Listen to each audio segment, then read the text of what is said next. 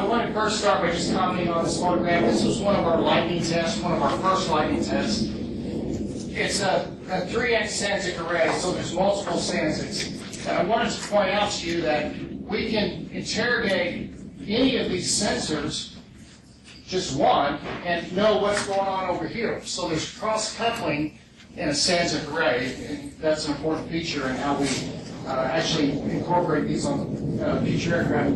The other thing I wanted to mention about this actual photograph, it shows a 20 kiloamp lightning strike. It is a dielectric composite substrate, it's not carbon composite. But we noticed this little wiggle in that lightning, and as electrical folks, we got pretty excited about that. There's something unique about these sensors that's influenced how the lightning is actually attaching to the conductor. All right, and we'll talk a lot about that in a few minutes, but I wanted to point that out in that picture. Okay. All right, so I'm going to share with you our lightning research within the project work. All of the SansEC work that is going on resides under the aviation safety program. Is focused on the lightning research.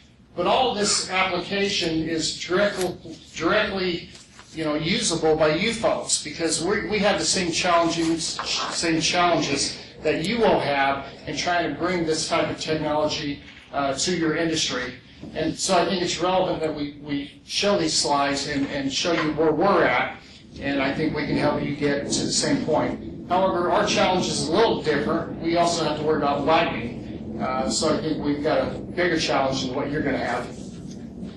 The talk is going to go through the background objectives, and we'll show some of the research results, and then spend a lot of time on the future efforts, because that's where I think we can share what we're doing and how you guys can take advantage of that. And then we'll wrap up with other applications. At that point, I'll let Ken go through some of those as well, and he'll finish up the talk.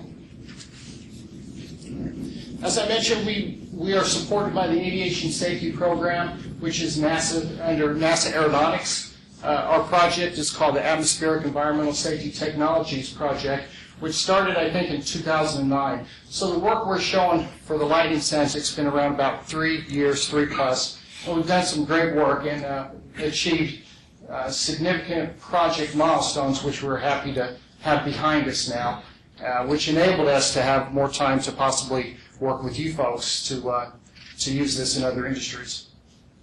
Our work is called the Lightning Electromagnetic Effects and Mitigation element.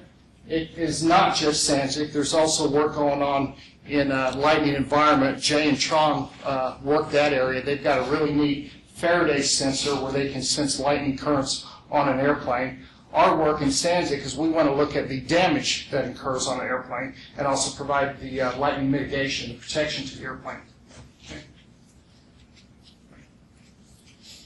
Okay.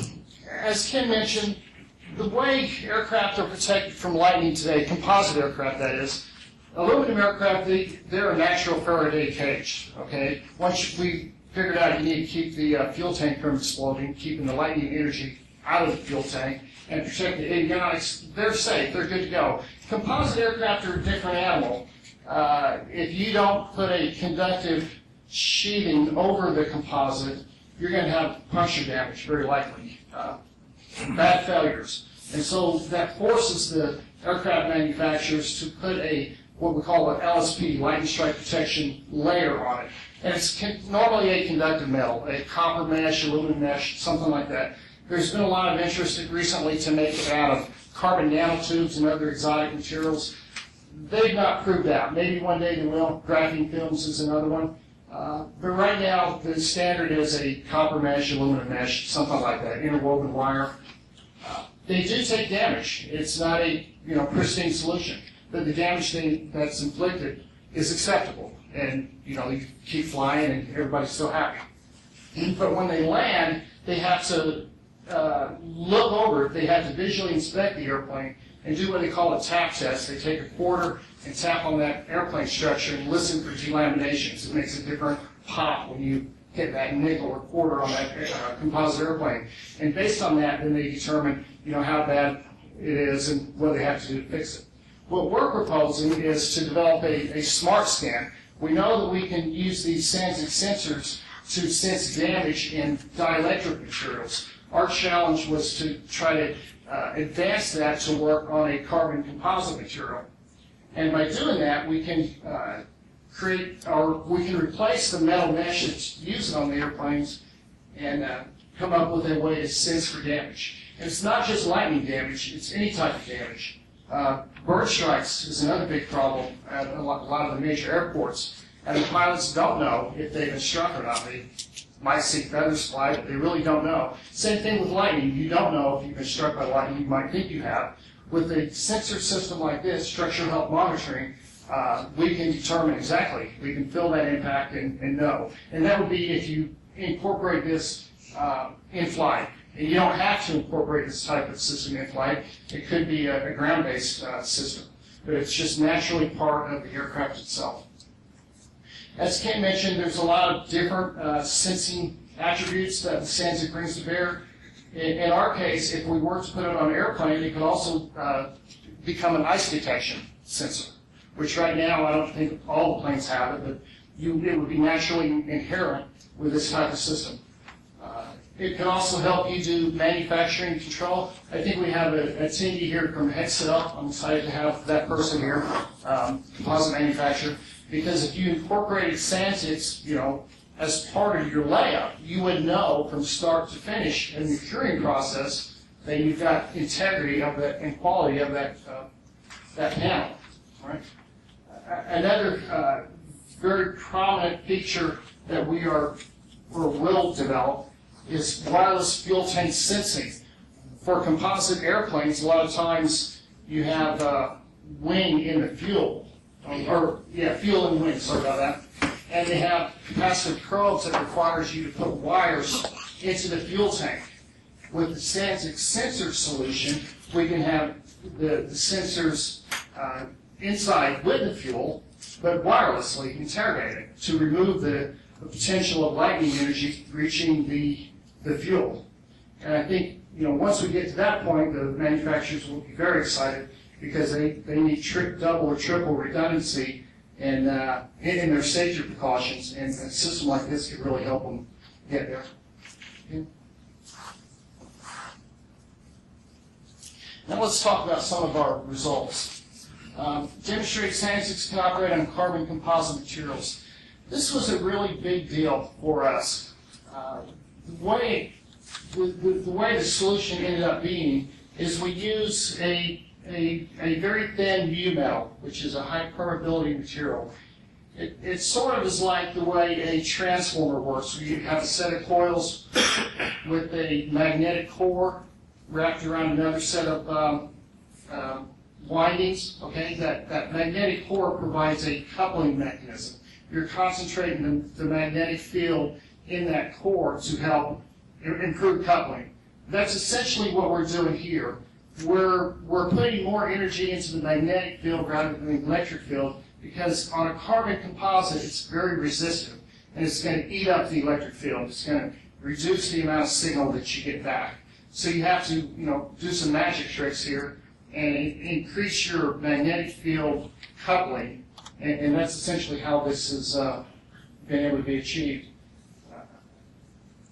This example here, you have a carbon composite, and then you need a dielectric. You don't want to directly short out the SansEC sensor, okay? So I just wanted to make that clear. Let me start at the top. So here's the sensor, and then we have a piece of mu metal, high permeability.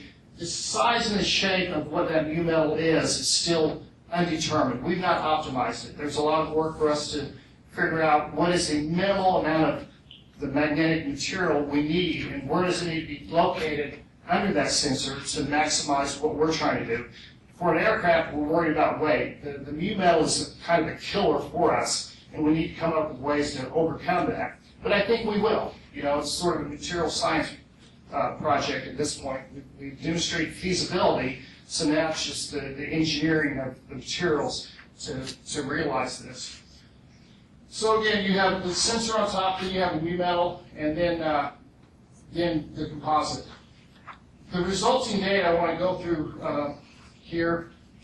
This is some experimental data on a carbon composite panel with a delamination, and actually different depths of delamination. We've got the green curve here, so this is frequency and amplitude. The green curve is the baseline, so it would be a composite with no damage. Then the other curves would be different types of delaminations. Now it turns out you can much more clearly see the shift and the change in the resonance at the higher harmonics. So that's another criteria as we design our sensors. We want to have as many harmonics as possible. Going back to our simple math that we learned in grade school, or maybe high school, the number of unknowns requires the same number of equations. So the more data, the more pieces of information that we can get, the more characterization we can come up with in terms of what that actual damage is. All right. The other thing I wanted to mention is this type of data that we've been collecting thus far is based on a CW signal, just an oscillating continuous wave signal. There are other modulation techniques that we can tease out more information. We're really interested in the reactance component of the impedance, not just the resistance. So to tease out reactance information, that would be the inductive or capacitive, we can change the modulation to ramp up or ramp down the signal. Instead of doing a CW, have varying amplitude. You could also do different frequency modulations. Ken had mentioned the hardware and software. We've done some of the hardware work where we're looking at different sensor shapes, but we've really not dived into the software part where you can change the modulation and get additional information. Okay? So this was a big deal. We showed the feasibility of being able to penetrate a carbon composite and get measurable signals. And, but we're not done. A lot more to do.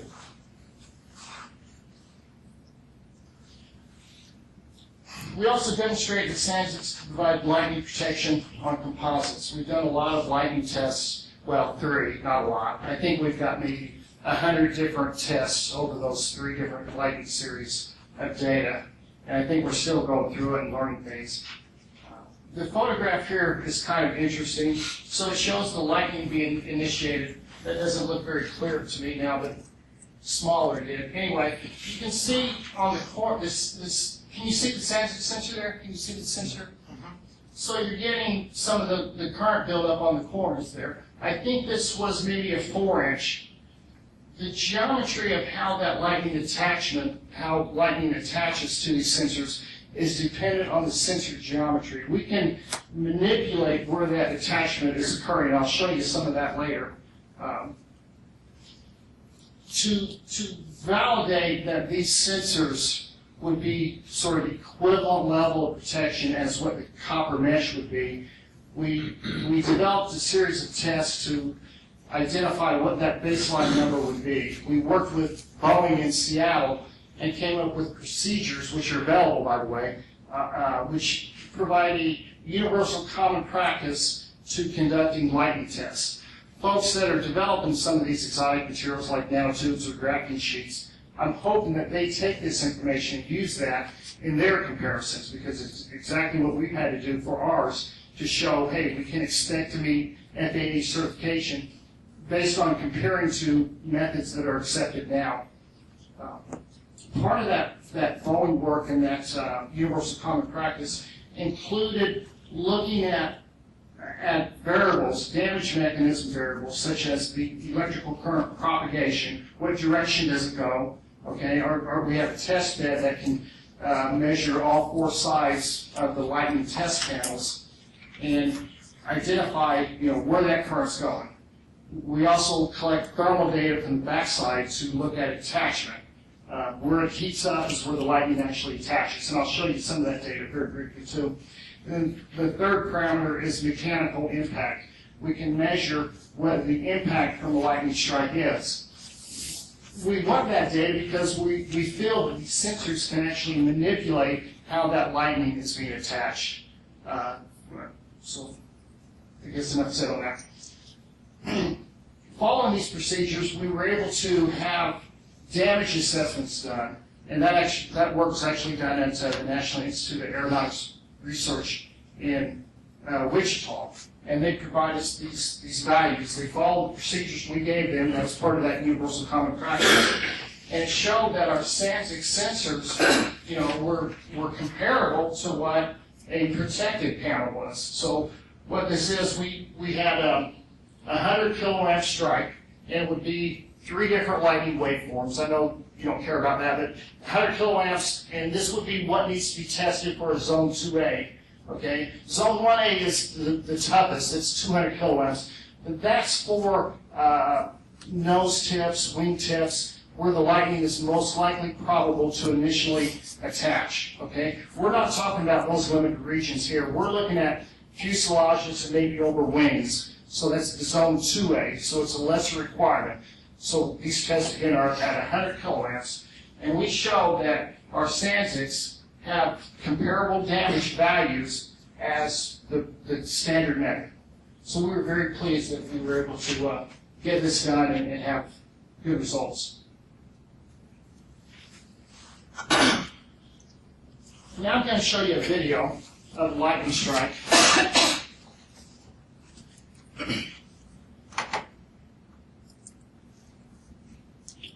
And I'll play it a few times for you. I'll try to stop it.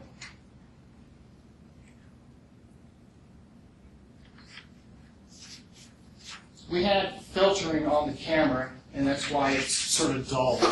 And this is the long-burning, slow-burning component C, they call it. Go ahead and see if I can start it over. Notice the blowouts on the corners here. That's actually by design. We're actually trying to channel that energy. Okay, I don't think we're that successful yet, but I think there's hints that we've shown we have the ability to begin manipulating not only where the attachment is, but where that current's going to go. Now I want to stop it and just go very slow. Too far.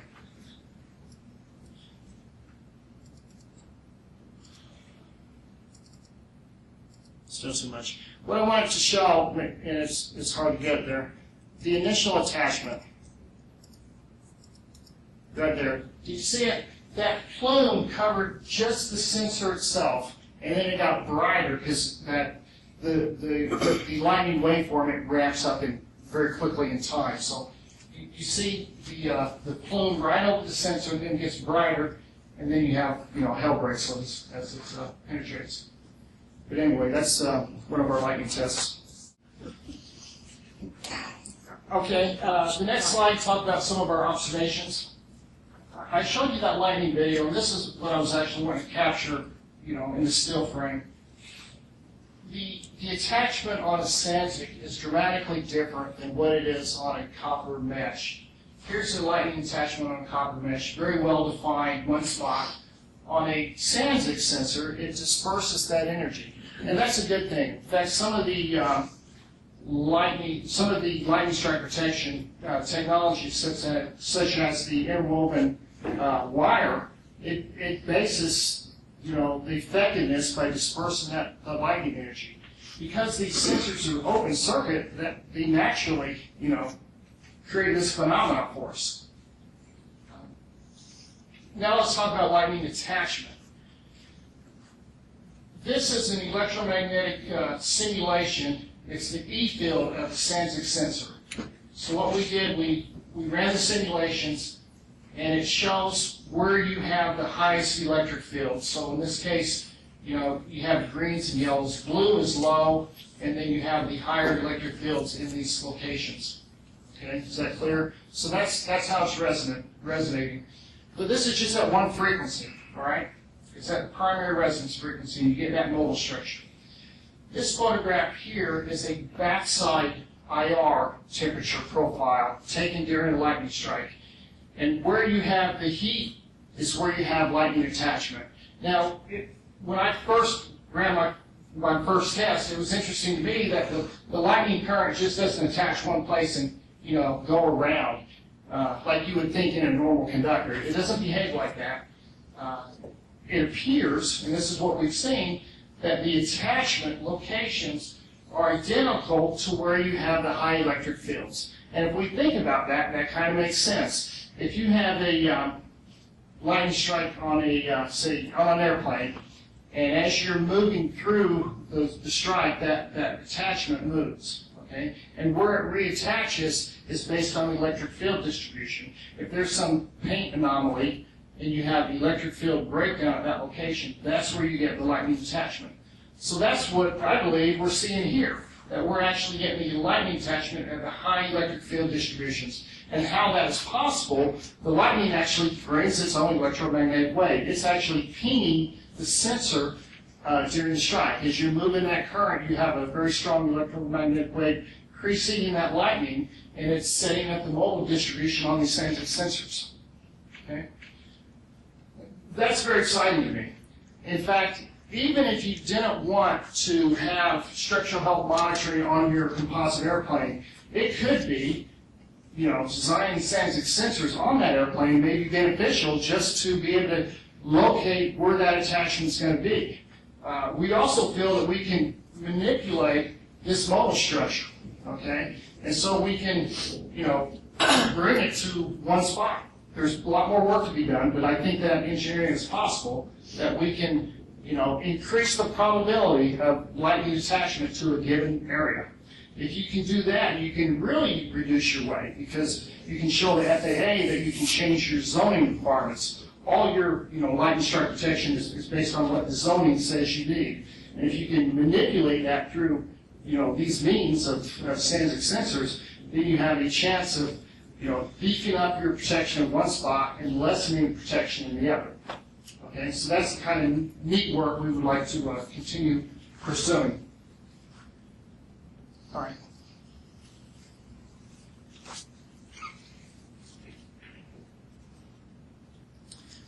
Now let's talk about our future work that we hope to embark on. We don't have a time frame because all these depend on personal energy and resources, and we're out of both. Let's start with this here. This is a SansEC fractal design. This is what I'm hoping we can investigate very soon and show the benefits. This is a sensor design that could be used on a fuselage. And what's unique about it, you have a large SansEC, okay? And in between the traces, you have smaller SansEC, so i.e. the fractal design.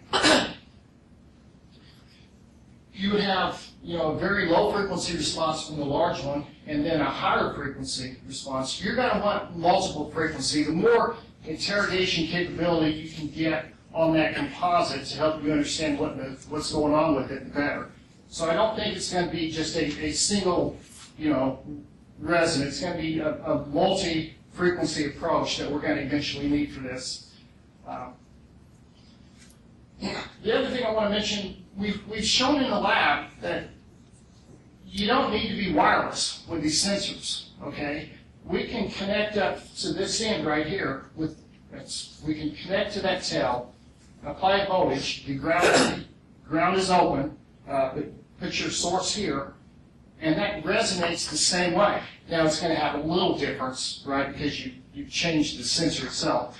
But essentially you get the same type of measurements. So you don't have to make it wireless. You can be wired up to one end.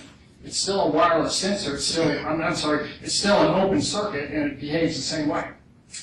If you did that, if you just connected it up to here, you could use time domain techniques. Somebody asked that earlier. How do you distinguish one sensor from another? Well, you don't need to just make a different frequency. You can interrogate this in time. You put your signal source here, you read the whole thing, you do your FFT, look at the time domain, and you can see what's going on. All right. We're not sure exactly how to implement this on an airplane. We don't know enough about where the problem areas are. We have some folks here from Glenn with us that are going to be beginning a concept of operations document. We're hoping that's something that we can figure out together. So that work is going on. One of our biggest challenges right now that we've embarked on is this sensor geometry optimization. We really, for the composite problem, composite airplanes, we want to maximize what that resonance is on the composite, okay? And we don't have that optimization. We've got some things that work, but there's a lot of work, computational work, that needs to be done to optimize that sensor performance. And part of that is, matching it to the impedance. To do that, you kind of need to identify what your platform is and what problem you're tackling. So we're going at this full board, but we need to get some decisions on, what is the problem we're going to tackle in terms of that optimization. Another issue is the weight. I think this is a material science project more than anything else. We've shown the feasibility, but we don't have the, we haven't put forth the effort to know what materials are going to buy, the best weight savings for us. Another thing we need to do is the lightning attachment investigation. The studies we've shown so far are just high current tests. We've not taken this to a high voltage lab to really show how you can influence lightning attachment. I believe that we've shown it, but to do that right, you need to do high voltage testing. We've not done that. Identify characteristic damage signatures. This is going to be a big deal. We need to look at different types of composite damage scenarios and quantify them electrically, not only through experiments, through damaged panels, but through computations. There's some work going on at NASA Glenn that we support in damage modeling. They've been able to tackle the mechanical and the thermal effects of lightning. They've not yet tackled the electrical aspects. As we marry up these two, technologies, the SansEC with the damage modeling, then we'll have a very good means of moving forward to actually quantify, through simulation, what the different damage scenarios look like. What's lamination look like in electrical sense, or a puncture, that sort of stuff. Okay. Data interpretation algorithms. How we actually read these things, we're not sure. Well, when I say read them, how we make sense in terms of a detection and diagnosis. Do you have a data library that tells you, or are there trends that if you see the frequency going up and bandwidth going down, then that's a very bad sign. That type of quantification of the damage still needs to be done, and then how to use that to make a decision. Okay, so to summarize, our work's been supported by Aviation Safety, and we've been very thankful to have them as a sponsor. We've been able to show that we can detect damage in a carbon composite, and that you can make a SansEC be a lightning strike protection layer. And the future work will be to optimize the sensor performance and support lightning attachment and management of lightning. That's where we hope to go with this work. Now I'm going to shift gears and we're going to talk about other applications. This is one that we actually did do in the lab. We were interested in plasma for lightning mitigation aspects, and we had the idea of trying to make a plasma SansEC. And essentially what we did, we got two SansEC sensors, we stuck them on a piece of Kapton, and we applied 10,000 volts between the two sensors. And lo and behold, it did have a plasma glow to it. The plasma is very conductive. So you would have a different response from the plasma than you would from the copper. If you had applications where you find that the natural conductive elements aren't going to suit your needs, you could get exotic and make a dielectric barrier discharge SansEC.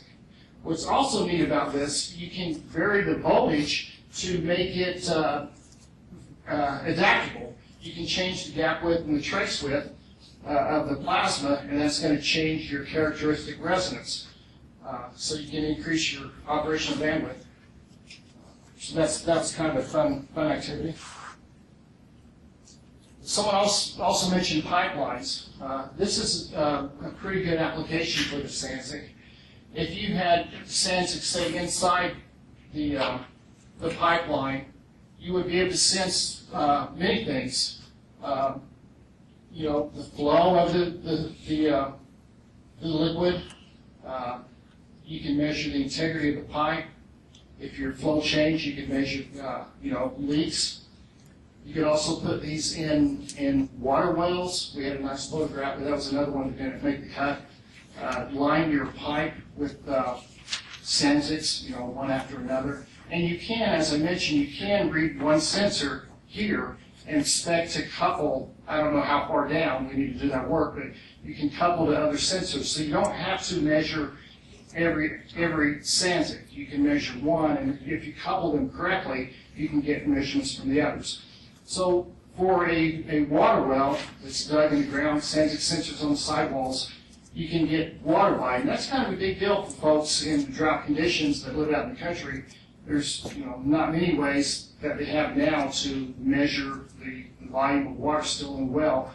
With the SansEC, you could do that. You could also understand if you have iron or salt in your water, right? That would all be part of this detectability aspect of the SansEC.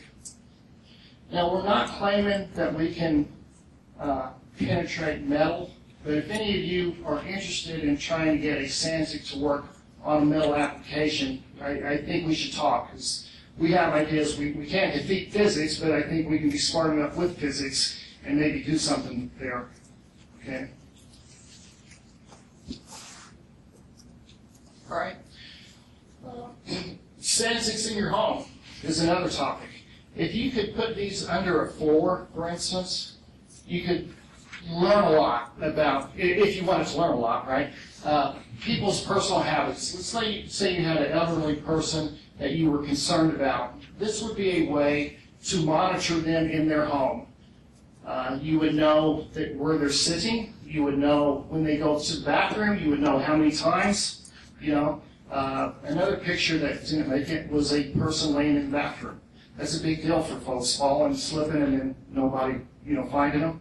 You can have these sensors on the floor and know that, someone's fallen. Right? So for safety and security and for spatial monitoring, this is useful. Also on sidewalks, driveways, parking lots. I know those are not the photographs here, but let's start with steps. Sidewalks. You could put these sensors, in the concrete, and they could trigger if you had a heating element, right? They could trigger that heating element and say you've got ice and then you heat, or it would know if somebody's standing there, right? You would know, could sense your presence. Also in a driveway, same thing. You could trigger your heating elements to remove the ice and snow, and also know if somebody's around. Same sort of thing, ice, snow, safety and security. Ken, I think that's it for me. Why don't you come up and talk to the rest of these? Thank you, George. Okay, as I said, we had like a brainstorming session where we just said, let's just come up with as many crazy ideas where we can use SansEC as possible. And part of that is to show you and inspire you for your particular applications that there's lots of ways that this can be done. Maybe not infinite, but probably infinity minus one. So, in this picture, we have the robonauts from NASA, and they're actual robots that are developed for space applications, placed on the space station to be able to work in tandem with an astronaut or independent of an astronaut. There's a thought that they'd attach one of these to a Mars rover at some point in time. Place it at the height of a typical human being, and you get the vision and driving around it as if you were actually on Mars. There's another photo that we had to pull out, but it was kind of a blow-up of a hand. And in that hand, we place at the joints of the fingers SansEC sensors. And you remember that picture of the fingerprint earlier on? Well, it turns out, why do we have fingerprints? I don't know. Well, actually, I found out. I found out something that's very plausible. Actually, some other people were doing this. sort of figure this out. We've got these whorls and loops and different types of fingerprints. It turns out that the prints on your finger enhance, or in a way amplify, enhance sensitivity by a factor of 30. If you did not have fingerprints, your sensitivity of touch would be diminished. And I thought that's just amazing. So if we place SansEC sensors in a robot hand, or or in the artificial limb of people. Here's one of our wounded warriors, Sergeant First Class Leroy Petrie. He just recently was awarded the Congressional Medal of Honor, and there he has a prosthetic hand, and it has more functionality than previous prosthetics. But if you add sensors into that, then just think about if you're holding a light bulb versus an apple versus a bowling ball, what your hand is doing, what your brain-hand communication is doing, that software that's going on. You hold out your hand, and I show you a feather and a pencil, and I tell you to close your eyes, and I rub that across your hand. You instantly know which device touched you. And if there was some third device that you didn't see, your brain does something, some signal processing that interpolates what the potential of that particular object that's touching your hand. So that amazing dynamic of sensing and signal processing. And adding a SansEC sensor to that, you'll see a demonstration of the sensitivity of a SansEC back over at the lab. So this inspiration, I showed all those pictures of all these spirals in nature. They're not there for no reason. There's a reason. And if we look at it and focus on it, we can figure those out in the physics of why that's there and apply it to physics of our applications within reality.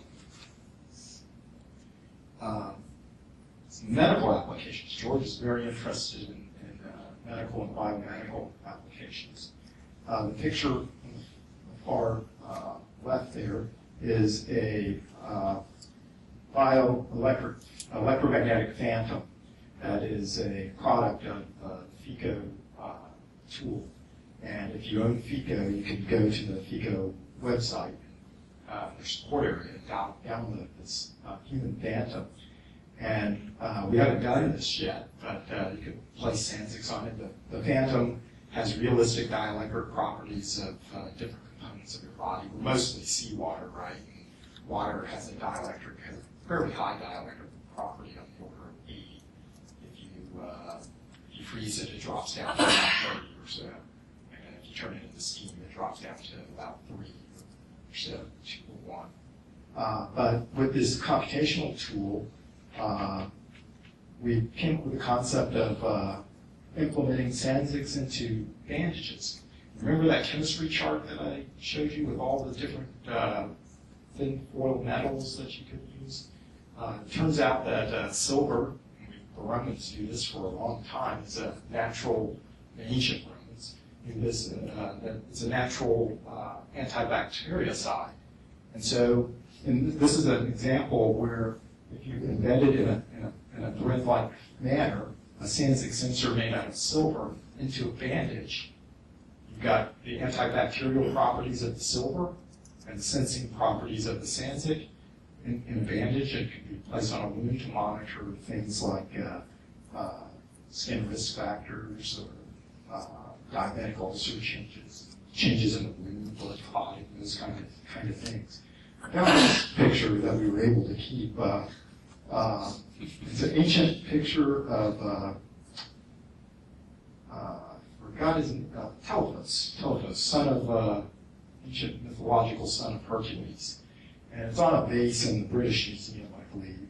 And it's one of the first things showing a bandage. He was wounded in the Battle of Troy, and it's an ancient sign of a bandage. But the thing that really jumped out to me was they were using SansEC sensors.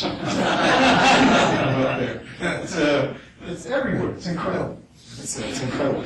When you start getting SansEC on the brain, you're going to start noticing spirals everywhere. It's constantly happening. This is Larry Tycatch's slide. I love this slide. This is great. You're going to see some pieces of this in the lab today. SansECs existed, but they weren't developed far enough along at the time. We know that the shuttle Columbia was lost on reentry over Texas, coming back to Florida. And it happened at launch because a thermal protection layer around which was just foam around this center tank came off during launch. And no one thought that a foam coming off at just initial launch velocities could break the reinforced carbon-carbon leading edge of the space shuttle. And NASA set up tests and set up a mock-up of the structure and fired a piece of foam at the shuttle at the same velocity. And everybody was shocked when that big hole that you see here opened up. And a leading edge implemented with SansEC sensors, we would have known that prior to it. Could have done some action to mitigate the loss. So this is a really good idea. This is Larry Tycatch's idea. He's a brilliant aerospace engineer, has lots of background in shuttle from way, way back. I just really like this idea. It has some carryover into our aerospace and aviation safety work. This is another one of Larry's slides where we had to change some of the pictures here. We got a couple of different ones, but it still covers. Turns out the dielectric property of milk and probably a lot of other types of food, as they spoil, they change. And with a sensitive enough receiver, you can sense that change. And if we get the cost down to pennies, this could be part of in the same way as RFID is there. RFID is not a sensor, it's a tracking tag. It can throw back some information that's been programmed into it, like product type and SKU numbers and things like that. But a SansEC version of that could, while it's on the shelf, could say, this product is spoiled, you need to get it off. And then on more serious type issues from the Food and Drug Administration for a Petri dish or other meat products where the packaging has the SansEC in it, you can possibly detect spoiled products before they become a safety issue. This again was another of Larry's ideas. I really like this one too because I think it's really possible. There's some things that we won't be able to show you quite yet, but we think we can probably interrogate SansECs from a very long distance.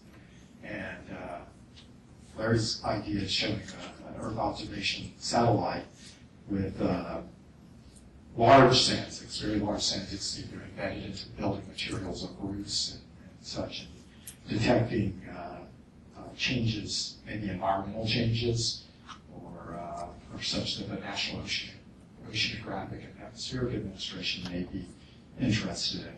So some very interesting far-out concepts that could be very beneficial. This is one that we are seriously pursuing as part of our aviation safety research. And this is a fuel quantity indication system on a fuel tank. Over in the lab, you'll see the old way with fuel probes about as tall as I am, capacitive fuel probes. They're cylinders with another cylinder inside of them that are immersed. Typically, this is the way all fuel quantity systems is. Fuel quantity versus fuel level, a little bit different. Fuel quantity in an airplane is a dynamic vehicle. It's rolling and pitching and yawing, and so your fuel can slosh and dabble around in there. So you don't want to just know level, you want to know quantity. And the current way that they do that is with fuel quantity probes, several probes distributed through the tank, but they're internal to the tank. A number of us, Sandra Coben and Tronny Lin, Jay Ely, myself, were part of the TWA 800 investigation off of crash off of New York where the aircraft blew up, and RF and transfer characteristics from electromagnetic events were looked at very heavily, and we were part of that team. One of the concepts that emerged from that is you don't want to put, if you can avoid it, there's ways to safely do it, but if you can avoid it altogether, you don't want to have electrical connections going into the tank. So with the SansEC type sensor on the external of the tank, it never penetrates past the barrier and consents the fuel quantity inside. That will probably, on our composite tanks at least, will require our impedance matching technique using the U metals.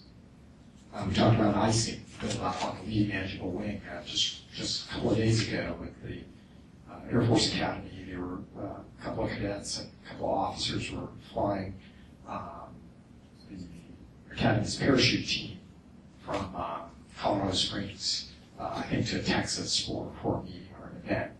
And the aircraft iced up. The pilots were very good. They recognized the situation immediately. And they said, everyone said it was pretty scary. And they managed to divert and land in Las Vegas. And folks at Las Vegas were happy to have them, put them up for a while. But SansEC sensors embedded into the leading edge, or as part of this structural health monitoring of the aircraft, could detect icing. It said SansEC can look in as well as it looks out. That complicates that equation that I told you, because now we have to add some more U and epsilon terms for the one side of the SansEC sensor versus the other side of the SansEC sensor, but it works. Again, George talked about our U metal. This is Dr. Wang's work here of using the U metal coupled to the SansEC to do impedance matching to the environment, to more conductive, not completely conductive yet, but to more conductive materials, carbon composite materials particularly. This is an application of SansEC sensors for tire safety monitoring. This is one of the big and early demonstrations that Dr. Wang and Dr. Woodard did that put SansEC on the map, really, as far as applications into the public domain. Sensors embedded or inserted into tires. In this particular instance, we're talking aircraft tires, because that's part of this aviation safety, but it could just as easily be any vehicle that uses tires. Where not only are you monitoring in a single sensor, not only are you monitoring one thing, you're monitoring tire temperature, rotation rate by counting how many times the sensor goes past the interrogation antenna, puncture damage. Remember I talked about the resiliency of the SansEC. You get a nail in it, you know it, and it still functions. If you get another nail, you'll know that too.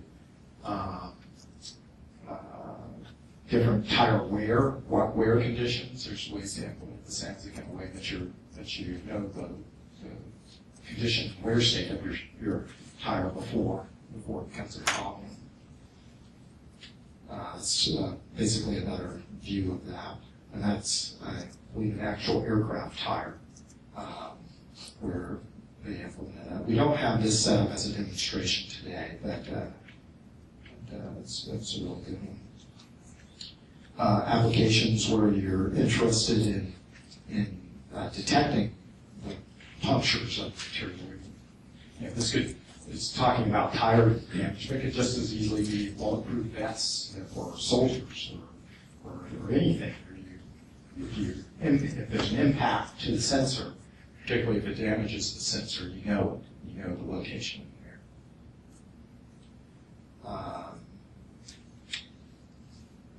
Temperature sensors.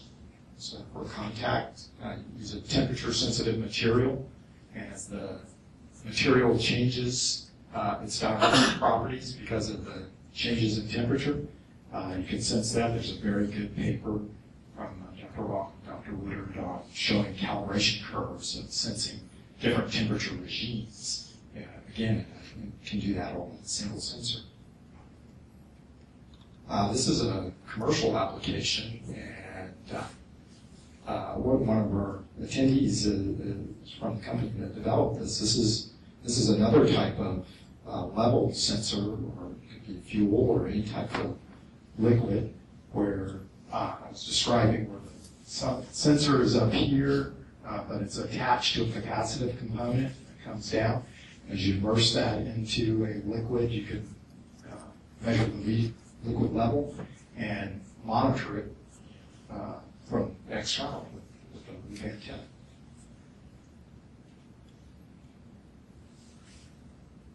Let's see, I'm not sure of this one. This is one of Dr. Wong's, again, non-contact configuration of the SansEC sensor for temperature sensing as well. A couple of calibration curves. On these, you'll find papers on these that'll go through the technical detail of the function of the sensor.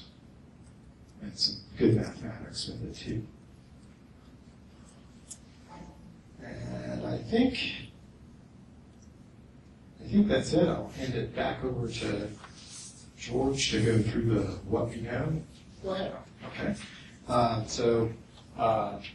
Larry Tycatch and a number of the rest of the team put together this, well, what do we know? Larry has a good way of getting to the kernel of the problem, getting right to the answer. So, what do we know? So what do we know? In aerospace, in the area of applications, there's a number of applications that fit in the aerospace industry. In the automotive areas, there's sort of tire pressure to traffic management, parking lot monitoring, or things like that. In medical, we think that there may be some areas for monitoring externally internal conditions by placing SansEC sensors on it, kind of like the EKG type response. In transportation, there's a number: industrial, military, security, shipping, residential. And it goes on and on and on, and you're going to add to this list. I know it. So, in summary, SansEC sensor is a non-contact open circuit sensor that is wireless in the sense of it's sensing to the environmental structure the material under test that it's sensing, but it can also be wireless in the sense that the interrogation antenna can be a component of a Wi-Fi or Zigbee type communication protocol where you communicate that. The sensors are flexible in their geometry, size, and configuration, and construction materials, as we said. They're tunable for particular applications and frequencies of operation. They can operate damaged. They're very robust and resilient. They can be recalibrated on the fly after they take damage and their state changes. You can reestablish that as a new baseline and continue on sensing until the sensor is completely destroyed. And absence of a signal is signal. So they can measure multiple functions simultaneously. It can be computationally modeled. We're finding that and using that to great advantage. A lot of the modeling and computation slides that you saw in here was work of Laura Smith early on to prove out that concept and to get us the computational assets that we needed. And we'll talk more about that in the tour about computational assets. And Dr. Wong and his brilliant ability to come up with solutions computationally where we thought that there would be none. It's amazing. The sensors can be lightweight. They generally are. They're just thin foil metals. We get pinged on a lot by the aerospace industry about weight. And we haven't done our homework to come back with the term is aerial density. What's the aerial density of covering an aircraft with these SansEC sensors? You're going to add weight to it. Well, you add weight to it already with the lightning strike protection systems that are currently there. And we're looking to meet those numbers or get better. But we haven't done the homework to calculate what that is, what realistic materials we would use to function as a SansEC sensor in that. But as George points out often, and I completely agree with him, those are engineering problems. They're not the science. The science is showing itself. We can engineer the weight part of it. We think we can get them low cost, especially if we can get these the interrogation receivers and transceivers down to the price points that we think we can push it to. And as again, that last slide, most SansEC implications may require engineering effort, not new inventions. The new inventions come out of your ideas of how you apply them. Those are going to be the new inventions. And a couple more things of what we know. We can push them anywhere along the length scale. We think we can make them very big, or we can make them very small. There's some software concepts that we're thinking about. But we think of, again, the SansEC as the hardware, and then the processing and the signals gathering and intelligence to determine what it is that you want to measure is the software side of it. George brought up the frequency modulation techniques. I forgot to bring that up. There's other ways. There are probably even more other ways to do signal processing.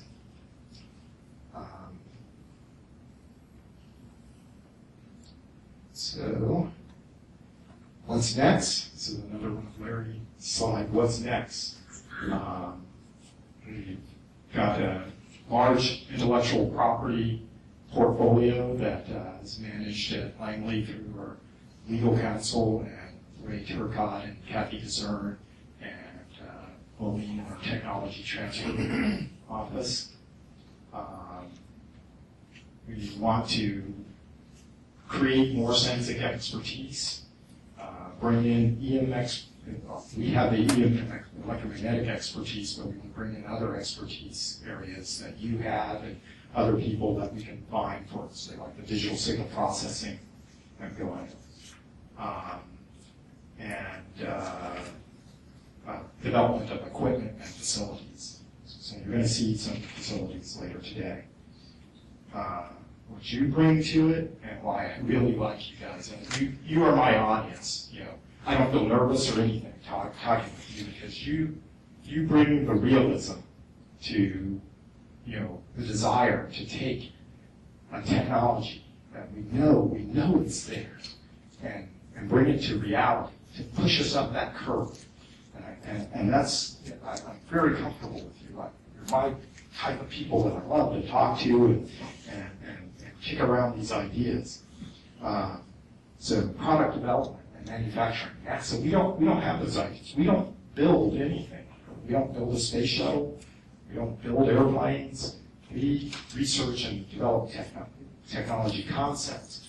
You are the builders. You're the ones that take the technology and turn it into reality, sometimes for your own purposes, sometimes for government purposes where we directly say, we need a shuttle. And Rockwell says, I can build you a shuttle. We need this, an instrument. I can build you an instrument. Those kind of things. But you guys have the marketplace awareness. You know where the marketplace is and where you can tap into it. And you have the expertise in developing the product, the life cycle of the product, and the use of the product. And you are the front lines of our national economic interests. It's from you that we continue going and compete with the rest of the world. Thank you very much.